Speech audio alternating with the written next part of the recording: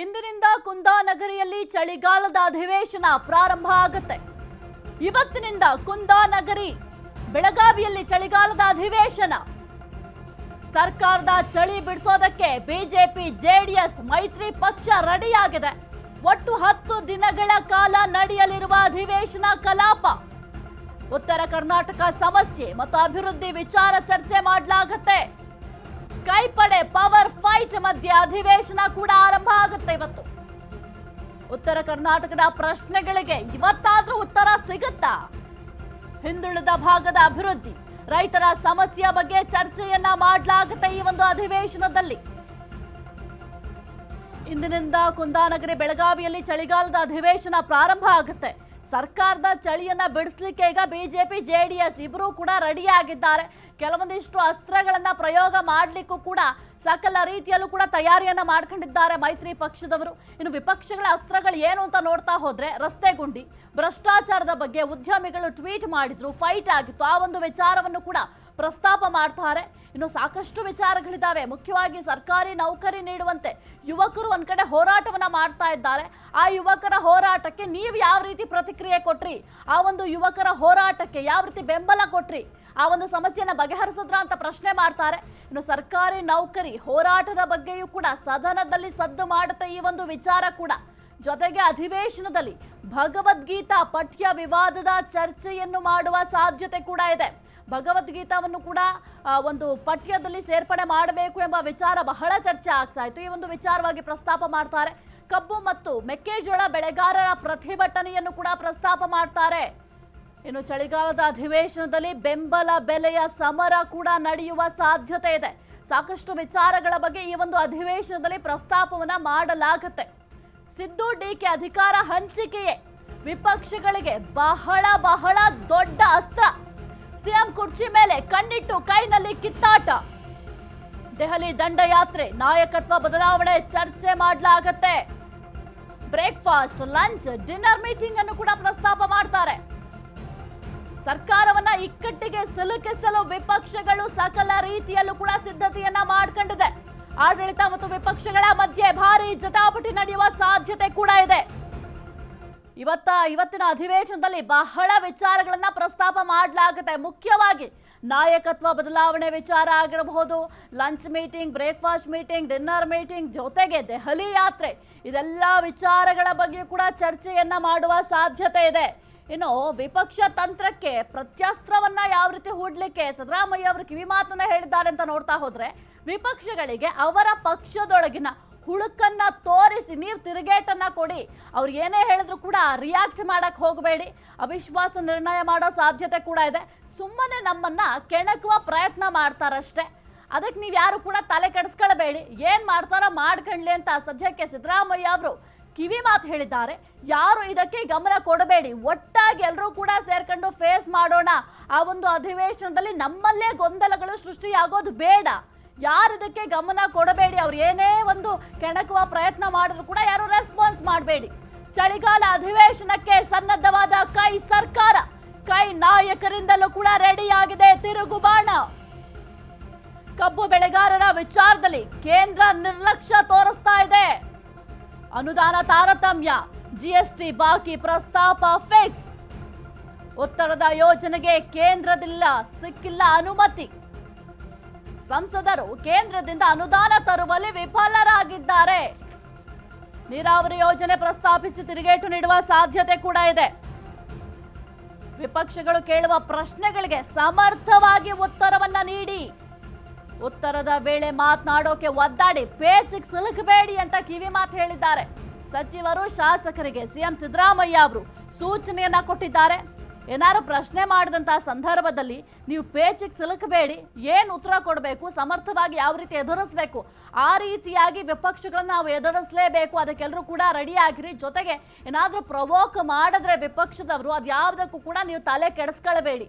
ವಿಪಕ್ಷಗಳಿಗೆ ಅವರ ಪಕ್ಷದೊಳಗೆ ಏನೆಲ್ಲ ಹುಳುಕುಗಳಿದಾವೆ ಅದನ್ನ ತೋರಿಸಿ ಅವರಿಗೆ ತಿರುಗೇಟನ್ನ ಕೊಡಿ. ಮುಖ್ಯವಾಗಿ ಸಚಿವರು ಶಾಸಕರಿಗೆ ಸಿಎಂ ಸಿದ್ದರಾಮಯ್ಯ ಅವರು ಈ ರೀತಿಯಾಗಿ ಸೂಚನೆಯನ್ನ ಕೊಟ್ಟಿದ್ದಾರೆ.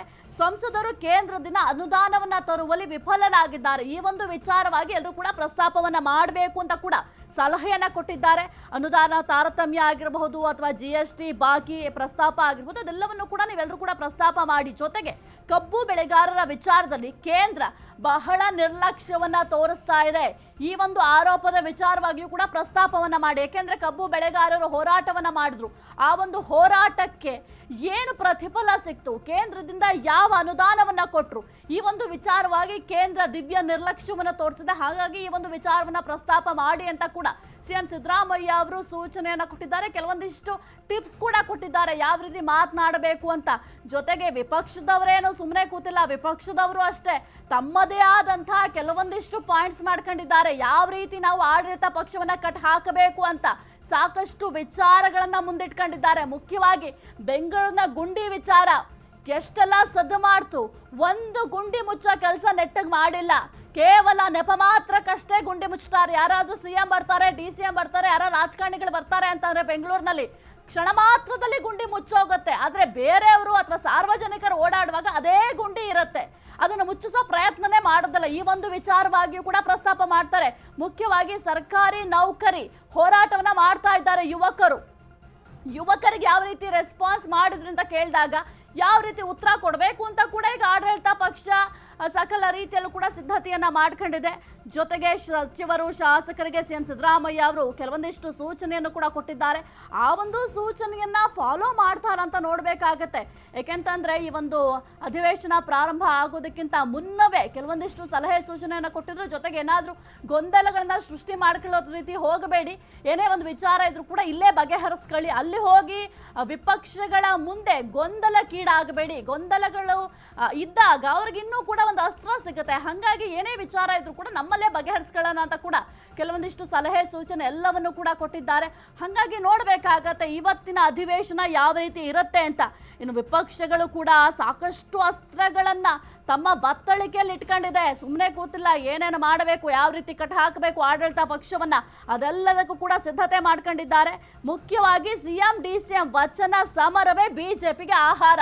ಸಿದ್ದರಾಮಯ್ಯ ಮತ್ತು DCM ನಡುವೆ ಏನೆಲ್ಲ ಮಾತುಕತೆ ಆಗಿದೆ ಅಂತ ಕೂಡ ಪ್ರಶ್ನೆ ಮಾಡೋ ಸಾಧ್ಯತೆ ಇದೆ. ಯಾಕೆಂತಂದ್ರೆ ಕೊಟ್ಟ ಮಾತಿನಂತೆ ನಡೆಯಬೇಕು ಅಂತ DCM DK ಶಿವಕುಮಾರ್ ಹೇಳಿದ್ರು, ಜೊತೆಗೆ ಸುರೇಶ್ ಅವರು ಕೂಡ ಹೇಳಿದ್ರು. ಹಾಗಾಗಿ ಈ ಎಲ್ಲಾ ವಿಚಾರಗಳ ಬಗ್ಗೆ ಕೂಡ ಪ್ರಸ್ತಾಪವನ್ನ ಮಾಡ್ತಾರೆ. ಮುಖ್ಯವಾಗಿ ನಾಯಕತ್ವ ಬದಲಾವಣೆ ವಿಚಾರ. ಈಗ ಈ ಒಂದು ವಿಚಾರ ಪ್ರಸ್ತಾಪ ಆಗಬಾರ್ದು ಅಂತಾನೆ ಈಗ ಈ ಒಂದು ವಿಚಾರಕ್ಕೆ ಬ್ರೇಕ್ ಹಾಕಿರುವಂತದ್ದು.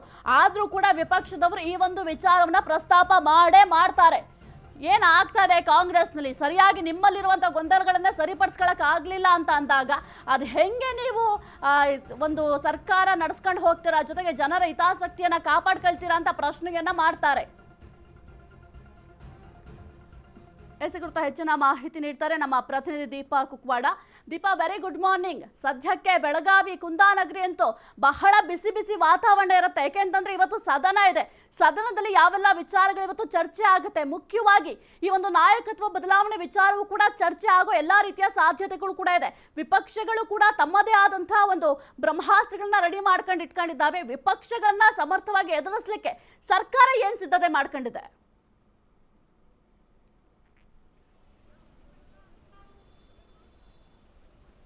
ಸಾಹಿತ್ಯ, ವೆರಿ ಗುಡ್ ಮಾರ್ನಿಂಗ್. ಇವತ್ತಿನಿಂದ 19ನೇ ತಾರೀಕಿನ ತನಕ ಚಳಿಗಾಲದ ಅಧಿವೇಶನ ಪ್ರಾರಂಭ ಆಗಿದೆ. ಪ್ರಮುಖವಾಗಿ ಸರ್ಕಾರ ಯಾವುದೇ ರೀತಿಯಾಗಿ ಸಮರ್ಥವಾಗಿ ಉತ್ತರ ನೀಡೋದಕ್ಕೂ ಮುನ್ನ ನಾಯಕತ್ವ ವಿಚಾರವಾಗಿ ವಿಪಕ್ಷಕ್ಕೆ ಒಂದು ಅಸ್ತ್ರ ಸಿಕ್ಕಿರೋದಂತೂ ನಿಜ. ಆ ಅಸ್ತ್ರವನ್ನೇ ಬಂಡವಾಳ ಮಾಡಿಕೊಂಡಿರುವಂತಹ ವಿಪಕ್ಷಗಳು ಸರ್ಕಾರ ಏನೇ ಹೇಳಿದ್ರು ಕೂಡ ಮೊದಲು ನಾಯಕತ್ವ ವಿಚಾರವನ್ನ ಇಲ್ಲಿ ಪ್ರಸ್ತಾಪ ಮಾಡಿ ಬಗೆಹರಿಸಿ ಅನ್ನುವಂತಹ ನಿಟ್ಟಿನಲ್ಲಿ ಒಂದಿಷ್ಟು ತಮ್ಮದೇ ಆದಂತಹ ವಾದ ಮಂಡನೆಯನ್ನ ಮಾಡುವಂತಹ ಸಾಧ್ಯತೆಗಳು ಕೂಡ ಇದೆ.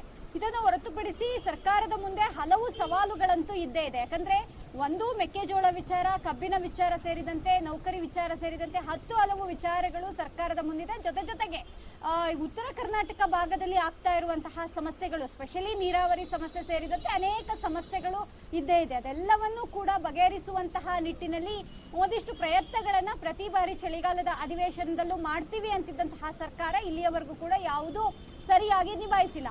ಇದರ ಮಧ್ಯೆ ಈ ಬಾರಿಯ ಒಂದು ಅಧಿವೇಶನದ ದಿನಗಳು ಸರ್ಕಾರಕ್ಕೆ ಕಠಿಣ ಆಗುತ್ತೆ ಅಂದರೆ ತಪ್ಪಾಗ್ಲಿಕ್ಕಿಲ್ಲ. ಯಾಕಂದ್ರೆ ನಾಯಕತ್ವ ವಿಚಾರವಾಗಿ ರಾಜ್ಯ ರಾಜಧಾನಿಯಲ್ಲೇ ಒಂದಿಷ್ಟು ಗೊಂದಲಗಳು, ಸಮಸ್ಯೆಗಳು, ನೇರ ಬಡಿದಾಟಗಳು ಎಲ್ಲವೂ ಕೂಡ ಆಗಿತ್ತು.